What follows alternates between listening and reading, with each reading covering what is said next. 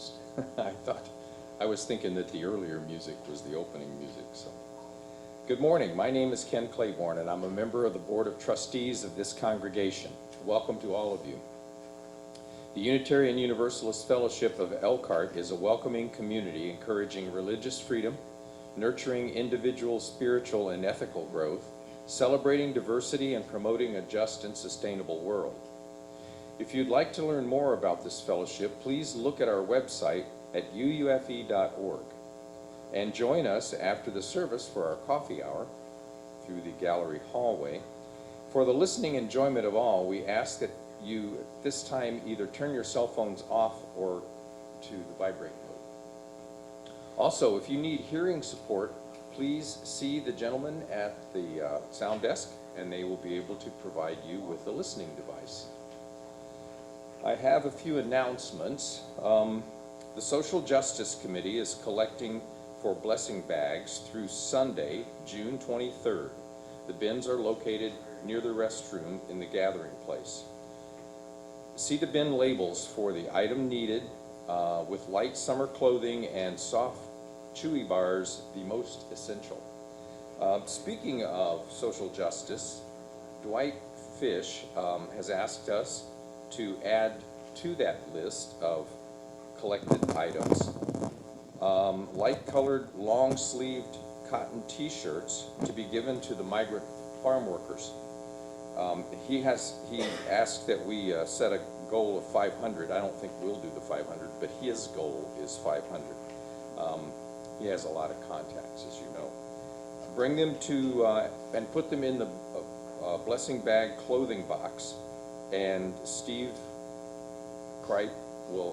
and Karen will separate them out. Contact Dwight Fish for more details and information if required. Also, a social justice item.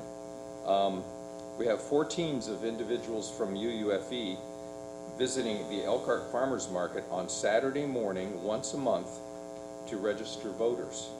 On the 15th, which is next Saturday, Steve and Karen Kripe will be our representatives.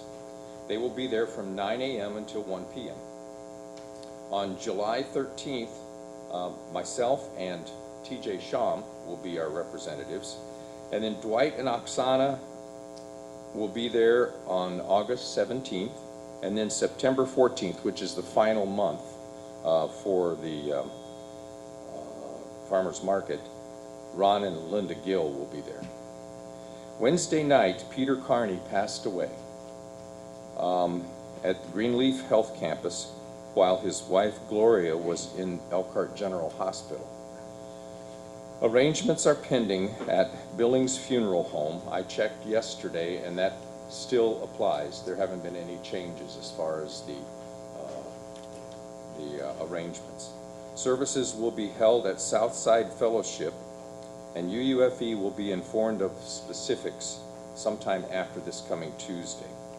Our loving condolences go to Gloria and to Peter's family. On Saturday, July 6th at 10:30 a.m., a memorial service will be held for Wally Kerr. He was Karen Kerr's father and Chuck Bauer's father-in-law.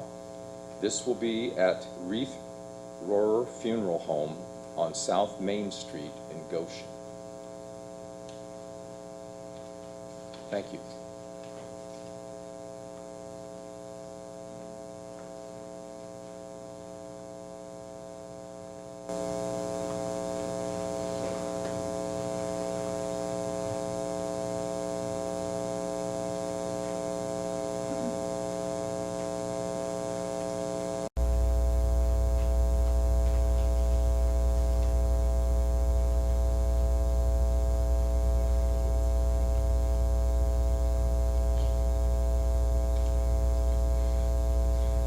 We ring the gong 3 times.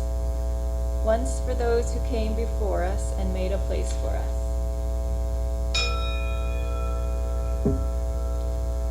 Once for those who are here now. And once for those who come after us and build on the dream.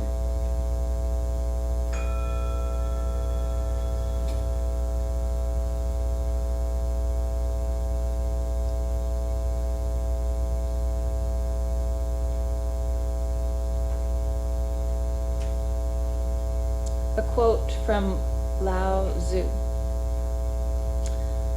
We gather together in this space to honor and understand our lives. We bring our pasts and would share them, our dreams and would express them. We use words, song, silence, and gesture. Words cannot define our lives, but they enable us to reach out to each other, to tell and to listen, that we may be renewed, connected, unburdened. Apprehend with wonder the lives of those around you, for from wonder into wonder existence opens.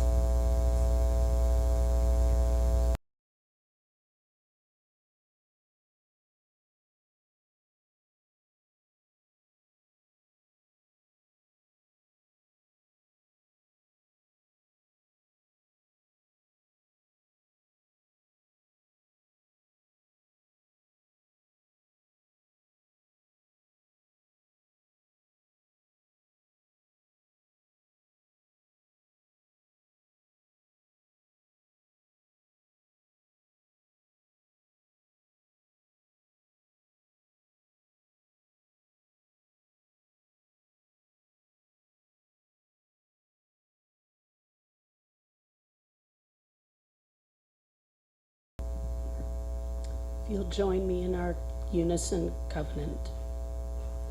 Love is the spirit of this church, and service is its law. To dwell together in peace, to seek the truth in love, and to help one another. This is our covenant.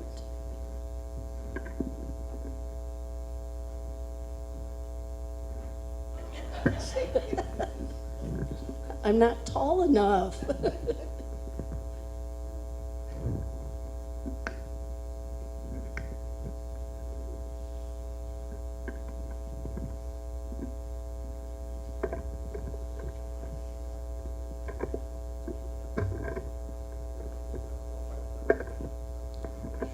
I was just going to leave it that way and raise it up. There we go. That's better. Thank you. There. At this time, I would like to call up the RE committee and all of the RE kiddos. Okay, so Renee's going to come up and do a little recognition for our kiddos.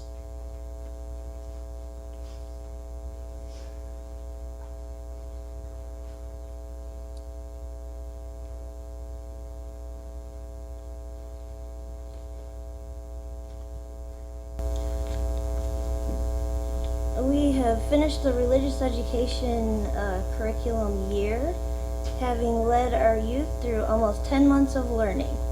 And I'm so grateful to our RE committee members for helping to plan and lead. We taught the 7 principles of Unitarian Universalism. We performed music together. We created crafts together. We learned about traditions and celebrations of various groups and planned and completed a service project to help the local zoo. We also made some great connections with our UUFE family. Yesterday, we took a trip to the zoo to deliver their wish list items that we had purchased with our raised funds. Some things we found out from the zookeeper who spoke with us are that many animals, including the raven, enjoy watching movies and shows on a DVD player.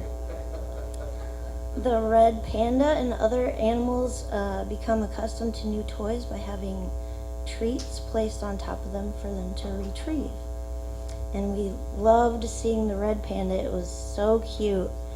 We got a wobble chair, like a stool thing that wobbles, and the zookeeper brought it out there and put treats on it, and we got to watch the panda come up and get the treats off, and it was the cutest, fluffiest thing ever.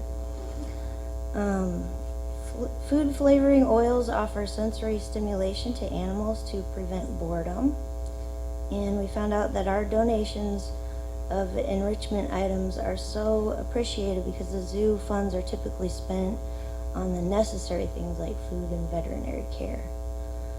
She said they get super excited when they get these donations.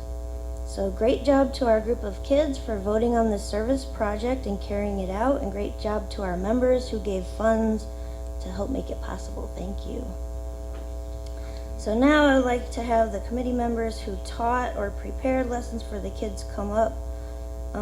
Not everyone is here today, but the current members are Holly Reed, Misty Weston, Taylor Chadwick, and Sherry Moline. If they could come up, that would be awesome. Let's see. I just have a little something to show some gratitude because they rocked it this year.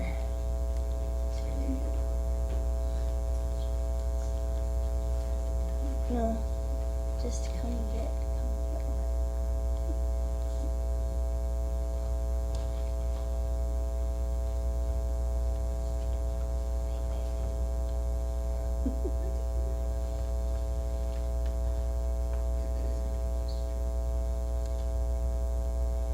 All right, and then we also had a few who helped out earlier in the year, but they had to step away due to having a lot of commitments. But we were so thankful for their help, and they were Carl Rust, Chad Crabtree, and Andrea Houghton.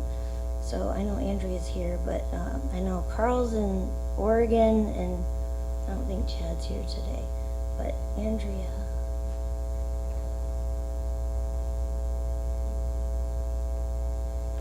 All right, and yeah, I hope everyone can recognize the importance of their work for helping make a place for the children to build on the dream. And now I'd like to have the amazing kids come up.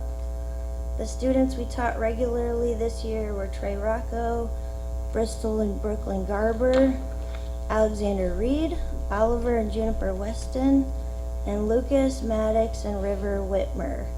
I know the Whitmers had a sick little one today, so they couldn't make it. But I have a little gift for all the kids, and let's recognize these kids as the future of our church.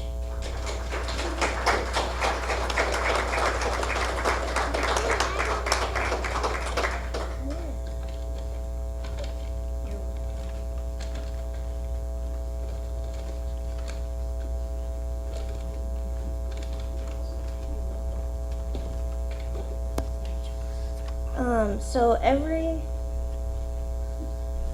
student and child has either received or will receive one of these shirts that Sherry's wearing. It says, "Treat everyone with kindness." And so we taught the kids the 7 principles this year. Inside the bags, each of the kids have a little pocket version of our 7 principles so they can remember that. So I think that the shirt represents principle number 1, each and every person is important, and principle number 2, we believe all people should be treated fairly. For the 3rd principle, in our congregations, all people are accepted and we learn together. Each child has, I can find it here, an obsidian heart, just a little heart made of obsidian. Obsidian is said to provide a sense of stability, just as a loving congregation can do. The 4th principle says we believe each person is free to search for what is true and right in life. As a symbol of always seeking their own truth, the children have received a magnifying glass. Principle 5 says everyone deserves a vote about the things that concern them, and Principle 7 says we believe in caring for our planet Earth and every living thing that shares it with us. So they've all been given a hand-carved little wooden animal to remind us of our service project, which we voted for, and it helped out the animals at the zoo. The animal is a warthog, but it reminds me of the common peccaries, also called javelinas, which we got to see. We got to come right up to the pen inside of one of the barns when we got to meet with the zookeeper, so that was pretty cool. And finally, our 6th principle reminds us to work for a peaceful, fair, and free world. So we have peace sign tattoos. So thanks to all the adults and children who participated this year. You guys are such an important part of UUFE. And the kids can stay up for the story of For All Ages.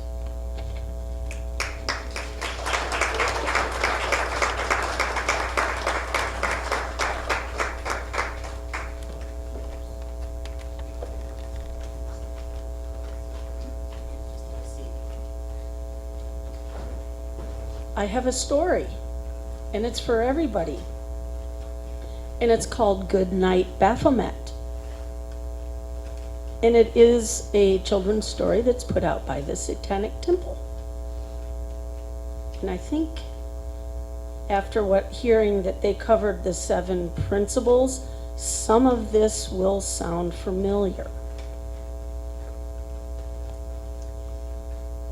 Oops. The moon and stars have come to play. So now it's time to end our day. But listen close before you sleep to these 7 tenets you should keep.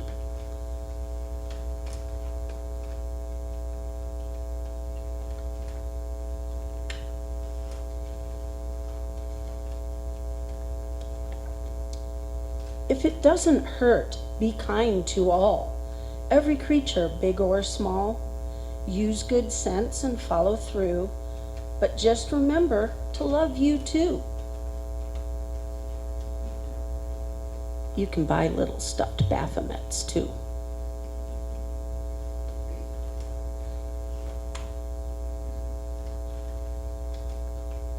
Do what's fair and never stray, even when rules get in the way. Always stand for what is right, and when it's dark, you'll be the light.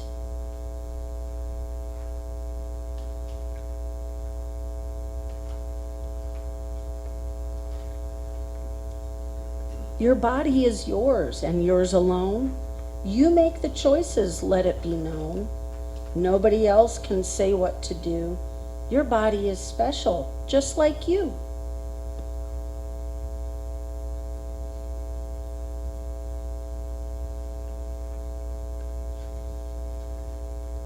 Respect everyone's right to be, especially when they disagree. If their words make you mad, set them free, don't be sad.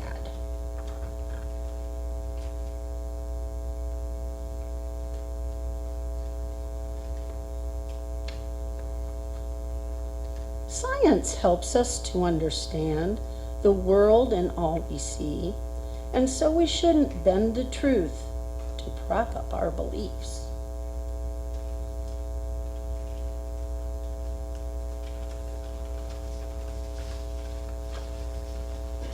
We all make mistakes, that much is true, but let's make it right before we are through.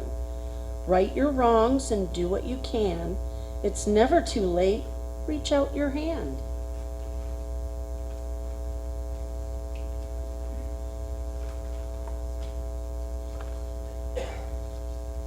Be kind, be wise, be fair each day. Let these words guide your way. But more than words, let actions show. Compassion and justice, let them flow.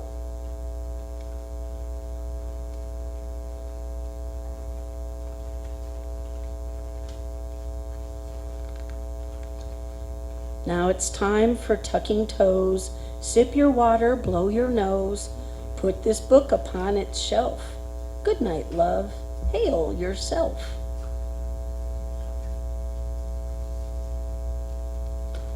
The end.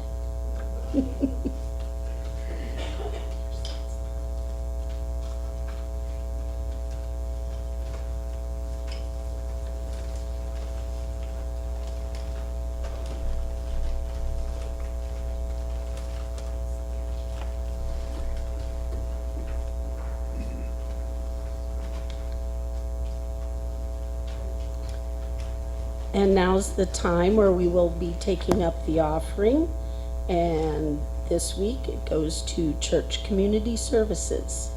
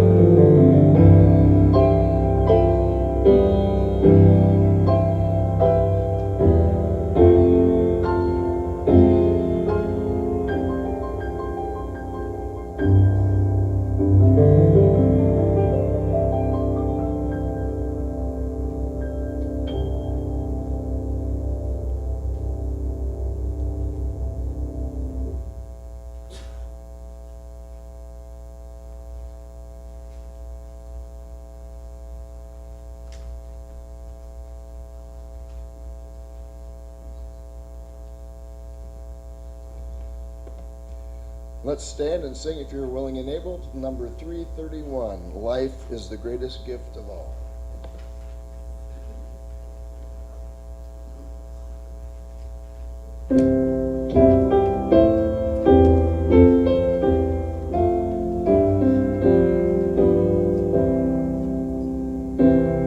Is the greatest gift of all, the richest on this earth. Life and its creatures, great and small, of highest shallow birth, so treasured.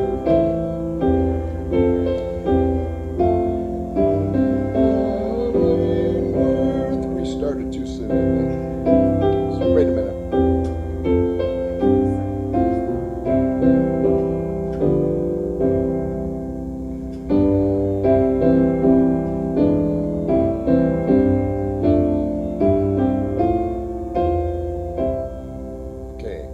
Mind is the brightest gift of all, its thought no barriers mars. It seeks creation's hidden plan, its quest around still bars. It weighs the world, it strains the world, it weighs the loved stars. We are the life, its shining gift, the messer of all things. Up from the dust our temple lift, our vision soars on wings. For seed and root, for flower and fruit, our grateful spirit sings. Thank you.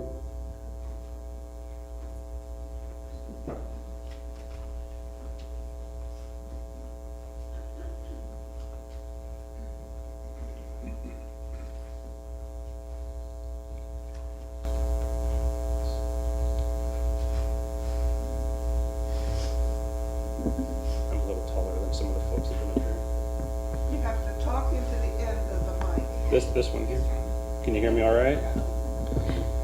All right, good morning. I'd like to start off by taking a moment to acknowledge and thank Laura Snow for discussing this topic previously at UUFE's Selling message last October, as well as helping me prep for today.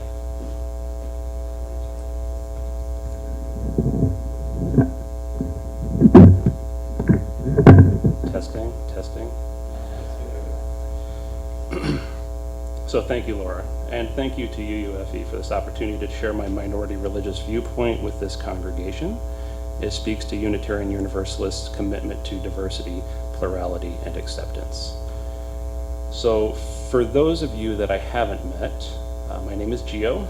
My wife and I have been members of UUFE for just a couple of weeks. I'm an accomplished IT technician, an animal lover. I enjoy heavy metal music, beer, historical documentaries, and home maintenance. I'm a loving son, a devoted husband, and to the best of my knowledge, I'm also the only Satanist here. For the better part of a decade now, I have been a card-carrying member of the Satanic Temple and feel that it is the best embodiment of my deeply held beliefs. Today, I'll be offering somewhat of a crash course in modern Satanism, as well as my take on what being a Satanist means to me. My hope in doing so is spreading awareness and a broader understanding of Satanism, as well as dispelling any concerns you might have and answering some of your questions. The Satanic Temple was founded in 2013 and since then has grown to nearly 1 million members worldwide. It's based in Salem, Massachusetts, of course. And as of 2019, it has been an officially recognized non-theistic religion by the federal government. Non-theistic. I mean, we don't believe in the supernatural. We don't actually worship the devil. We have instead chosen to identify with the literary character of Satan as our symbol of, amongst other things, rebellion against tyrannical or arbitrary authority, eating the forbidden fruit from the tree of knowledge, total acceptance of others and their differences, individual autonomy and self-empowerment, questioning the status quo, and personal accountability for our actions or inactions. These attributes, in our view, lend the character of Satan to be an objectively moral center. Again, though, this is just a literary interpretation, so it begs the question, why call ourselves Satanists if we're non-theistic? Isn't that just atheism or agnosticism rebranded? Well, no offense intended, but with atheism, there are no core unifying elements. There are no tenets or codes of conduct or iconography, the central history or a strong sense of community. Atheism, in many ways, is just a definition of who we're not, whereas the Satanic Temple allows us to better define who we are. Now, with that come a couple of knee-jerk preconceived notions and stereotypes, which we'll go through now. Modern Satanists do not summon demons. We covered not believing in the supernatural. And that includes, we don't believe in the devil or God, Jesus, Muhammad, Allah, angels, ghosts, goblins, leprechauns, centaurs, fairies, werewolves, vampires, or unicorns. Satanists do not drink blood. In fact, the entire notion of communion just kind of creeps me out a little bit. And of course, we don't sacrifice animals, even though it could be said that I do enjoy a good barbecue. Now, that being said, in all fairness, I do wear a lot of black. It's not like I'm making a fashion statement or anything. I listen to industrial metal. I have exceedingly liberal political views. I do, in fact, play Dungeons and Dragons. And I love, love, love, love Halloween. As a Satanist, my religious expressions are governed largely by our 7 tenets, similar to UU's 7 principles, the guidelines in our approach to everyday life, and these can be found in the pamphlets that you had up front, if you want to follow along. Tenet number 1. One should strive to act with compassion and empathy toward all creatures in accordance with reason. Now, I bear this tenet in mind whenever I'm donating to charity, or I'm volunteering, or just trying to be a good person in general. If I'm having a difficult day with a difficult person, I remind myself to be compassionate and empathetic to all creatures, no matter who they are. Sometimes this is in small ways. As an example, I'm deathly afraid of spiders. And since adopting this tenet, I have made an extra effort to not squish them when I see them, but rather to shuffle them out the door with a newspaper. Sometimes this is in larger ways, by donating blood or registering as a bone marrow donor. This tenet teaches me that one should never pass up on the opportunity to do a good thing. Tenet number 2. The struggle for justice is an ongoing and necessary pursuit that should prevail over laws and institutions.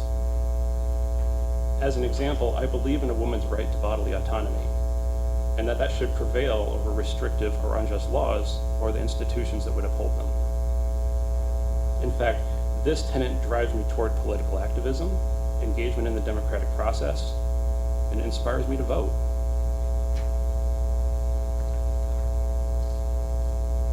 Tenet number 3. This is a bigger one. One's body is inviolable, subject to one's own will alone.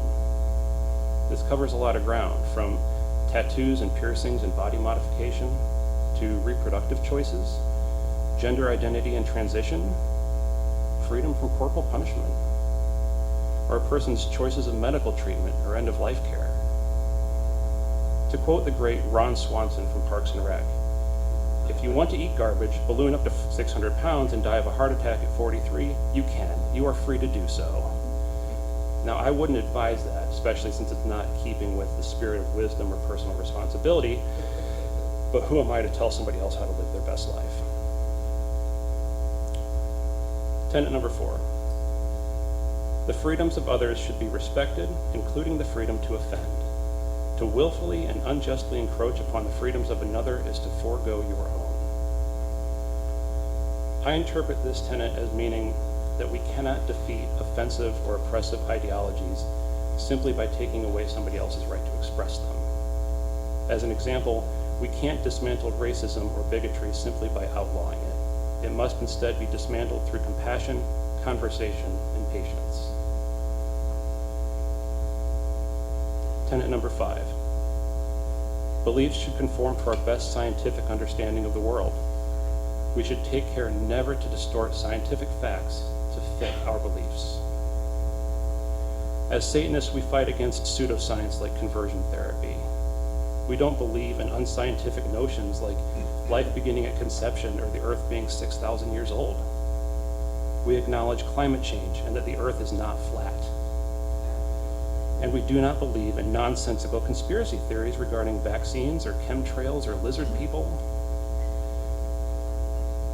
Could always be wrong about that. Which takes us to tenet number 6.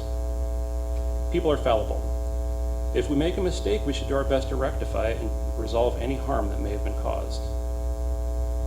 This speaks to having a character of honesty and integrity, one of trustworthiness, of personal accountability. Has anybody in here ever screwed up, like made a mistake? Yeah, right. Things move along a lot quicker when you acknowledge that you made a mistake and you try to fix it, rather than just sweep it under the rug. And I'm sure we have all known somebody at some point or another in our lives who's that person that will never, ever admit that they were wrong about anything ever. And it can be so infuriating. Tenet number 7. Every tenet is a guiding principle designed to inspire nobility in action and thought. The spirit of wisdom, compassion, and justice should always prevail over the written or spoken word. This one's pretty self-explanatory. Now, there are a number of different ways TST and its members embrace these tenets and express their satanic faith, from small everyday interactions to random acts of kindness, to more structured campaigns within the organization. Again, these can be found in your pamphlets.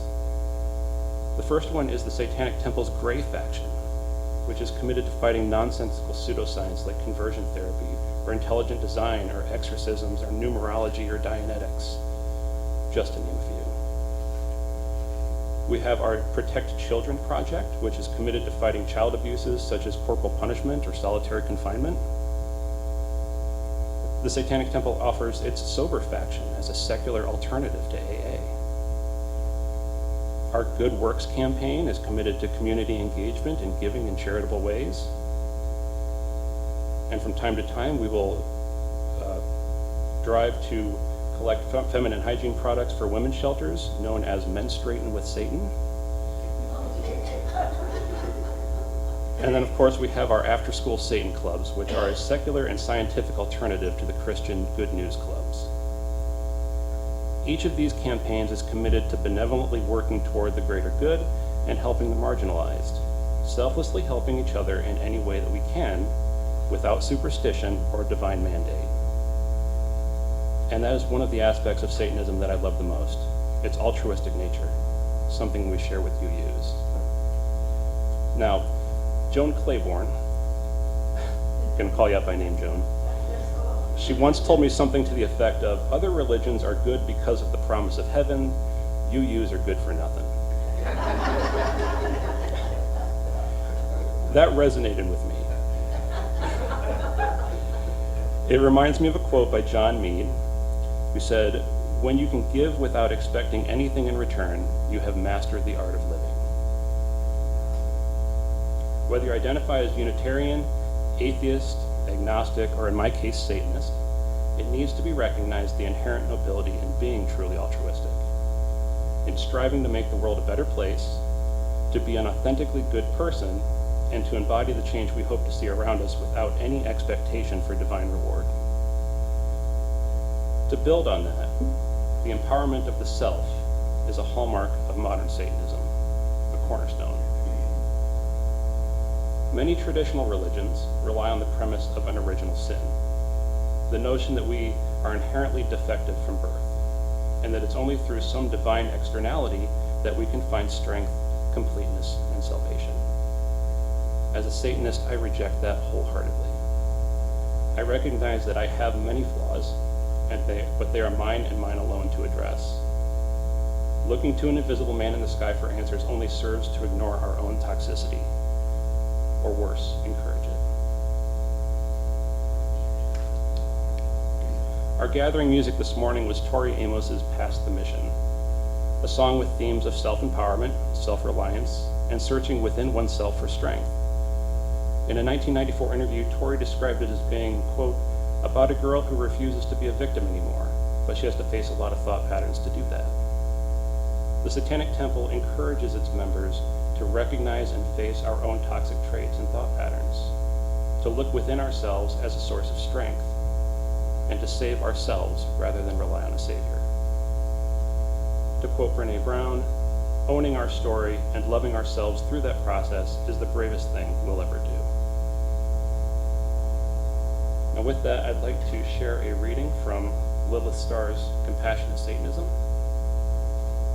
on self-responsibility.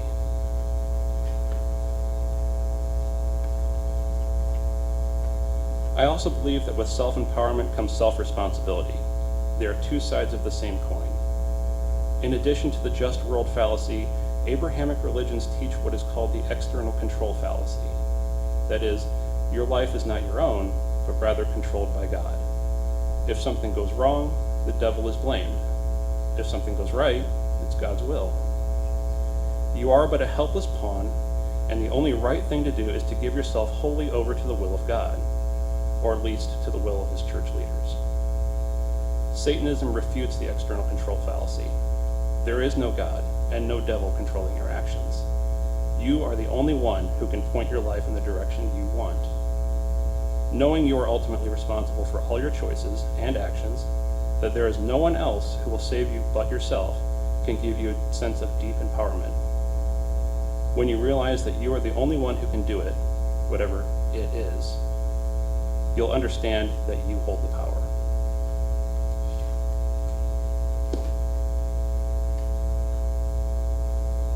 Now, given that we're in north central Indiana, there isn't really much in the way of a satanic community here.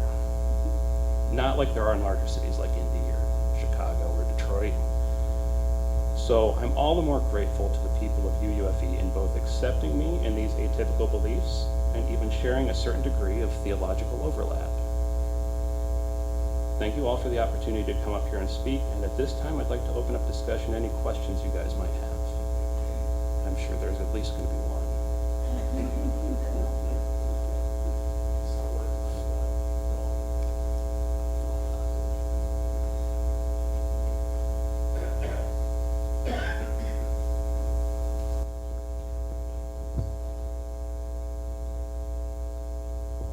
She's getting the mic. Are we on? Okay.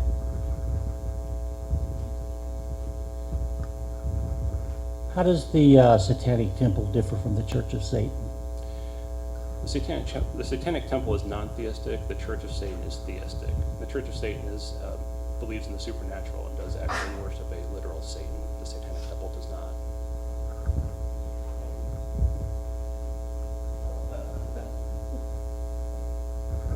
not. Thank you. I can still stand up. Amazing. So I have to admit, this just really kicks my Protestant upbringing in the posterior.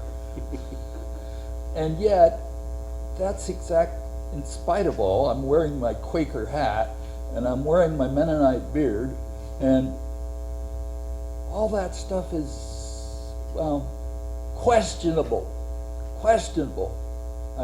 Earlier on, I was thinking about programming, how we program all of us. And, well, I'm not sure that this is an answer to programming. I think it's just programming in a different way, maybe more positive.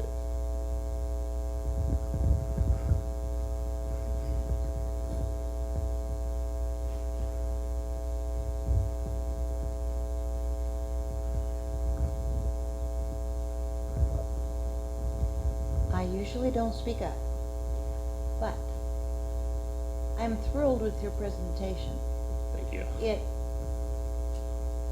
clarifies a lot in my mind. And do you have a place where your Satanic Temple have meetings? No, actually, I would really like to go to some gatherings in places like Indy or Chicago or Detroit, it's just a big all day, all weekend kind of a commitment. And so I don't really have anybody around here aside from myself. How did you find this belief system? Actually, there's a documentary that I saw on it. I'm a big documentary buff. The documentary is called Hail Satan. It's really informative, and it's a fantastic documentary. It's in my top 3. Say the name again, please. Hail Satan. Okay, I'm gonna shut up, but I am thrilled about this. So I have a question. You may not be able to answer this, Geo, but this religious belief was started in when? 2013. What prompted the people who started it to see a gap in religion's availability and kind of push it in that direction? It seems to me that there are way too many religions in the world already. Well, this wasn't actually started as a religion. It was started as sort of a political joke in 2013. And it was to highlight the hypocrisy of what Rick Scott was doing politically in Florida by favoring Christianity over other religions in policy. And by starting at the Satanic Temple, it served to highlight that. But as people started to connect with it a little bit more and more, it sort of developed into a belief structure. And then since 2019, it's been an officially recognized religion.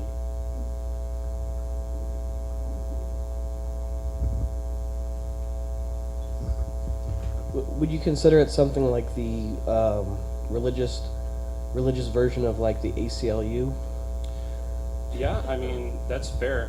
Most of the legal battles that the Satanic Temple is involved in, the ACLU is also involved in. The same with the Freedom from Religion Foundation. There's a lot of overlap in what we do politically and legally.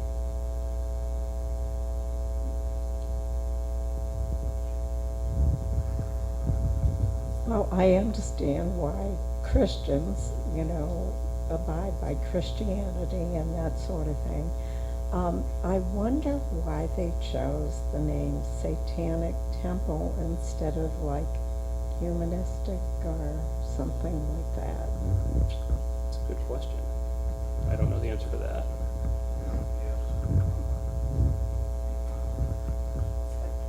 We got William and how are we doing on time? And I think William will be the last speaker. I want to thank you for a very enlightening presentation.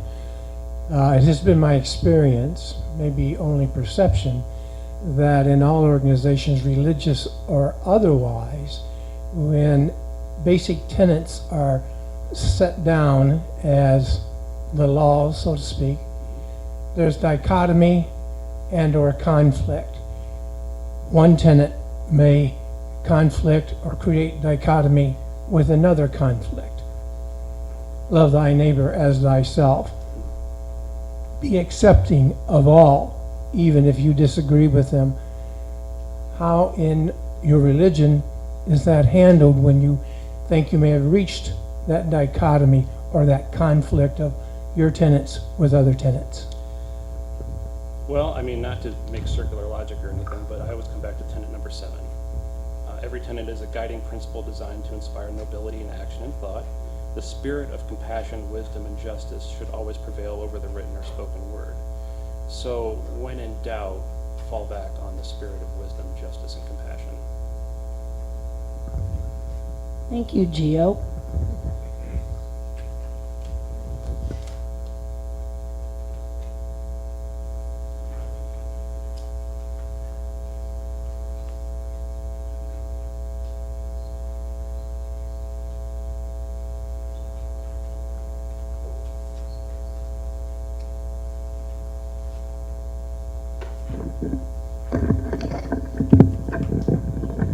I'll try not to screw up on this hymn.